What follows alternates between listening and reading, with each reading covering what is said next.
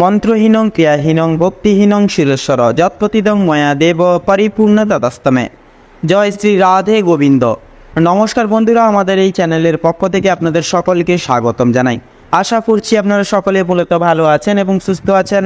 কালপুরুষের রাশিচক্রের দ্বিতীয় বিভাগের রাশি এবং দ্বিতীয়তম রাশি শুক্র গ্রহ দ্বারা বিভাজিত পূর্ণ সমৃদ্ধি পূর্বক রাশি বৃষ রাশি এবং বৃষ লগ্ন অনুমোদিত এবং বিবৃতি করে তুলে ধরে 10 জুলাই থেকে 25 জুলাই এই বিস্তীর্ণ জুলাই মাসের মধ্যবর্তী সময়কাল এবং 2025 সালেরও মধ্যবর্তী মধ্যাকর্ষক সময়কালটি আপনাদের অর্থাৎ বৃষ লগ্নের জাতক জাতিকাদের সার্বিক পূর্বাভাস কেমন কি হবে, কোন কোন বিষয় যদি আপনারা বৃত্তান্তই লাভপ্রাপ্তির অঙ্গীকার হয়ে চলতে পারবেন, আপনাদের গ্রহপতির অবস্থান ঠিক কোন জায়গায় অবস্থান করছে এবং এর ফলে কী কী করতে পারে, তাছাড়াও আপনাদের পারিবারিক জীবন, অর্থনৈতিক ক্ষেত্র, কর্মক্ষেত্র, স্বাস্থ্যক্ষেত্র, দাম্পত্য জীবন প্রত্যেকটা বিষয় জুড়ে কেমন কি ফলাদার হবে সে বিষয়ে আমরা আলোচনা করব বিস্তারিতভাবে বৃষ লগ্নের উদ্দেশ্যে। তো সেহেতু বন্ধুরা, অবশ্যই আপনারা যদি বৃষ রাশি এবং বৃষ লগ্নের জাতক জাতিকাগণ হয়ে থাকেন তবে আজকের এই ভিডিওটি কোনো রকম কোনো প্রকার স্কিপ না করে মূলত সম্পূর্ণভাবে পুরোপুরি ভিডিওটি অবশ্যই দেখতে থাকুন।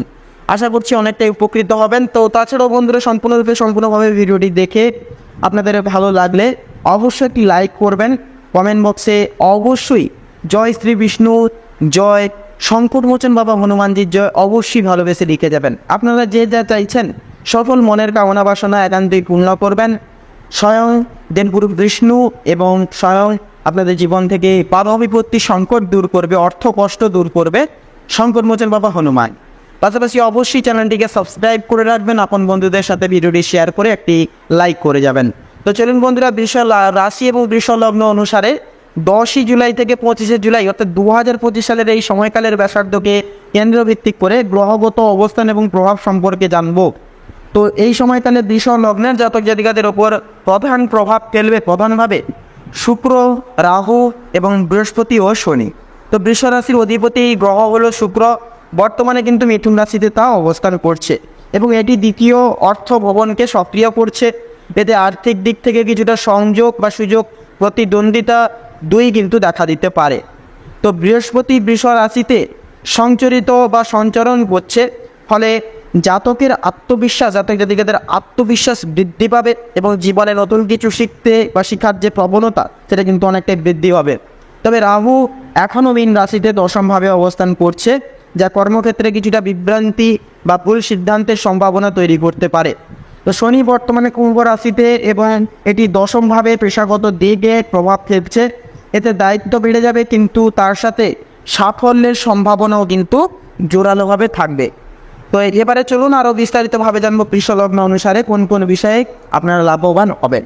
তো প্রথমেই বলি কর্মগত জীবন এবং পেশাগত জীবন নিয়ে। এই সময়কালে কর্মক্ষেত্রে আপনার পরিশ্রম বৃদ্ধি পাবে।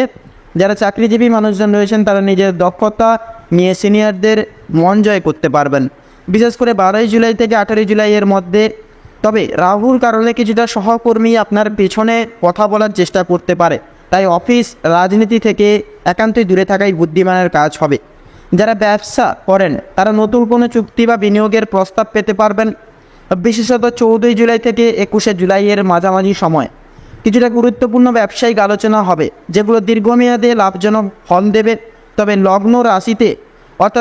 লগ্ন রাশিতে বৃহস্পতি থাকায় অতি আত্মবিশ্বাস থেকে বিনিয়োগ করলে ক্ষতির সম্ভাবনা আছে, সেহেতু পরিকল্পনা ছাড়া কোনো বড় আর্থিক পদক্ষেপ একেবারেই নেবেন না আপনারা।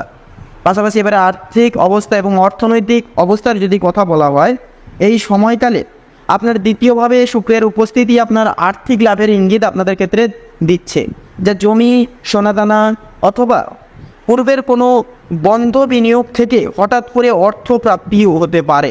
তবে রাহুর প্রভাবে খরচে কিন্তু যথেষ্ট পরিমাণ বাড়বে, বিশেষ করে 16 জুলাই থেকে 20 জুলাইয়ের মধ্যে হঠাৎ করে পরিবারের কোনো প্রয়োজন বা চিকিৎসার জন্য অর্থ ব্যয় কিন্তু করতে হতে পারে, যার দরুন কিন্তু আপনারা অনেকটাই আর্থিক ঘাটতির সম্মুখীন হতে পারেন। এই জুলাই সময়কালে বৃদ্ধি হবে, কিন্তু খরচও কিন্তু নিয়ন্ত্রণে রেখে চলতে হবে, তাই অপ্রয়োজনীয় কেনাকাটা বা বিলাসী খ্যাতে ব্যয় না করাই ভালো হবে এই সময়কালে।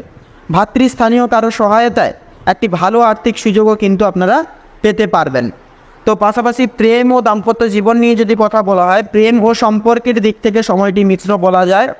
দম্পতিদের ক্ষেত্রে দম্পতির মধ্যে ভুল বোঝাবুঝি, ইগো ক্ল্যাশ বা পুরনো বিতর্ক আবার সামনে আসতে পারে, বিশেষ করে 13ই জুলাই থেকে 17ই জুলাইয়ের মধ্যে। তো এই সময় ধৈর্য ও সংযম বজায় রাখতে হবে, রেখে চলতে হবে। আপনার শব্দ ব্যবহার ও আচরণে নম্রতা একান্তিক বজায় রাখুন। যারা প্রেমে রয়েছেন তারা তাদের সম্পর্ককে আরও এক ধাপ এগিয়ে নিয়ে যেতে চাইলে বা চাইতে পারবেন। হয়তো বিয়ের প্রস্তাব দিতে পারেন, তবে গ্রহগুলোর কারণে কিছু অপ্রত্যাশিতভাবে বাধা আসতে পারে।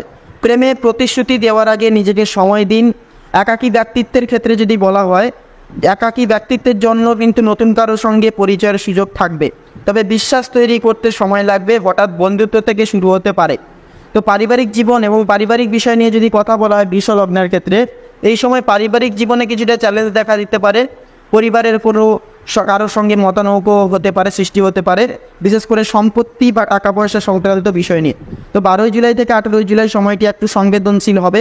পরিবারের বয়স্ক সদস্যদের স্বাস্থ্য খারাপ হতে পারে, অথবা ভ্রমণ সংক্রান্ত চিন্তা নিয়ে উদ্বেগ অনেকখানি বৃদ্ধি পেতে পারে।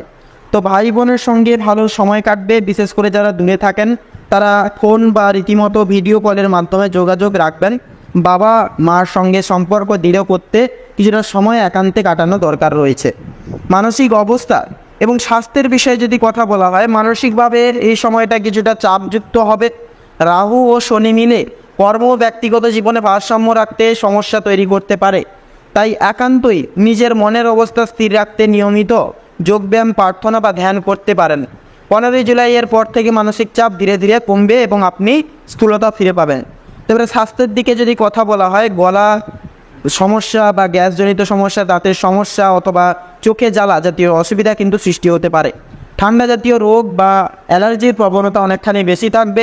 যারা আগে থেকে ডায়াবেটিস বা উচ্চ রক্তচাপে ভুগছেন তাদের জন্য বিশেষভাবে সতর্কতা অবলম্বন প্রতিবেদন করে চলা একান্তই প্রয়োজন হবে।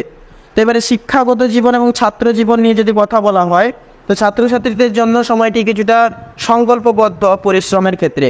একাডেমিক ক্ষেত্রে উন্নতি হবে, তবে মনোসংযোগে ঘাটতি আসতে পারে। তাই মোবাইল বা সোশ্যাল মিডিয়ার ব্যবহার সীমিত রাখলে ভালো হয়। 11ই থেকে 17ই জুলাইয়ের মধ্যে গুরুত্বপূর্ণ পরীক্ষার প্রস্তুতির জন্য আদর্শ এক সময় হবে। যারা উচ্চশিক্ষা বা বিদেশে পড়াশোনার জন্য আবেদন করেছেন বা করছেন তাদের জন্য সমস্ত রকম কিন্তু সময়টা অনুকূল হবে। তবে ডকুমেন্টেশন বা ফর্ম ফিল আপের ক্ষেত্রে ভুল কিন্তু হতে পারে, তাই একান্তই সাবধানে পূরণ করুন। অবশ্যই ফর্ম ফিল আপের ক্ষেত্রে প্রত্যেকটা বিষয়ে আপনারা সংবেদনশীল ভাবনা চিন্তা করে অবশ্যই দেখভাল করে স্বাক্ষর করবেন, ফর্ম ফিল আপ করবেন। ভ্রমণ ও স্থান পরিবর্তনের বিষয়ে কথা বললে, এই সময়ের মধ্যে হঠাৎ করে কোনো দূরপাল্লার ভ্রমণের সুযোগ আসতে দেখা দিতে পারে, বিশেষ করে কর্ম বা ব্যবসার প্রয়োজনে। 18ই জুলাইয়ের পর এমন সুযোগ বেশি আসতে দেখা যাবে। ব্যক্তিগত বা পারিবারিক সফরও হতে পারে, তবে যানবাহনের সমস্যা বা স্বাস্থ্যজনিত কারণে কিছুটা বিঘ্নও কিন্তু ঘটতে পারে। তো যারা স্থান পরিবর্তন বা বাড়ি পরিবর্তনের কথা ভাবছেন তাদের জন্য সময়টা কিছুটা সংবেদনশীল হবে। সিদ্ধান্ত নিতে দেরি হতে পারে বা পরিবারে মতভেদ দেখা দিতে পারে। তো প্রত্যেকটা বিষয় যদি আপনাদের ক্ষেত্রে যদি বিশেষ কিছু উপসংহার বলা হয় বা পরামর্শ দিয়ে বলা হয়, তো অবশ্যই আপনারা এই সময়কালটি মোটামুটি বৃষ লগ্নের ক্ষেত্রে মিশ্র ফলদায়ক এক সময়কাল হতে পারে বলেও কিন্তু বলা যেতে পারে। কর্মক্ষেত্রে সংবেদনশীল থাকলেও কিন্তু বন্ধুরা মানসিক স্বস্তি অনেকটাই কিন্তু পেতে পারেন। অবশ্যই অবিনশ্বর নিজেদের হাতের মুঠোয় সময়টা পাওয়ার ক্ষেত্রে, নিজেদের মতো সময়টা পাওয়ার ক্ষেত্রে অবশ্যই নিজেদের মনকে সংযত করুন। প্রত্যেকটা ক্ষেত্রে ভাবনা চিন্তা চূড়ান্ত পর্যায়ে রেখে জীবনে নিজেদের করণীয় কাজগুলি আপনারা করে যান, একান্তই শুভফল আপনারা পেতে পারবেন। তো মূলত বন্ধুরা, এই গোটা সময়কালের ন্যায় বৃষ রাশি এবং বৃষ লগ্ন অনুমোদিত করে আপনাদের ক্ষেত্রে যে গ্রহগতির গোচর এবং অবস্থান পরিবেদন্ত এবং লক্ষ্য করা যাচ্ছে, আপনাদের ক্ষেত্রে মূলত বিচার বিবেচনা করে যদি শুভ সংখ্যা বলা হয় তাহলে হবে 13 থেকে সম্পূর্ণ 17-এর মধ্যে সংখ্যাগুলি। শুভ দিক হবে পূর্ব এবং উত্তর। শুভ রং হবে হলুদ এবং গোলাপি। শুভ রত্ন হবে লাল প্রবাল এবং কোহিনূর। তো বন্ধুরা, অবশ্যই ভিডিওটি ভালো লাগলে, আজকের এই ভিডিওটি ভালো লাগলে লাইক করবেন। কমেন্ট বক্সে অবশ্যই জয় শ্রী শনিদেবের জয় অবশ্যই লিখে যাবেন। আপনাদের সকল মনের কামনা বাসনা পূর্ণ হবে, জীবনে অনেকটাই সাফল্য পেতে পারবেন বা খুঁজে পেতে পারবেন। তার সাথে বন্ধুরা, অবশ্যই ভিডিওটি আপন বন্ধুদের সাথে শেয়ার করে চ্যানেলটিকে সাবস্ক্রাইব করে রাখবেন। আপনারা ভালো থাকুন, সুস্থ থাকুন, সতর্ক থাকুন। প্রত্যেকটা দিন, প্রত্যেকটা মুহূর্ত আপনাদের ঘিরে ধরে খুব ভালোভাবে মনান্বিতভাবে কাটুক। নমস্কার।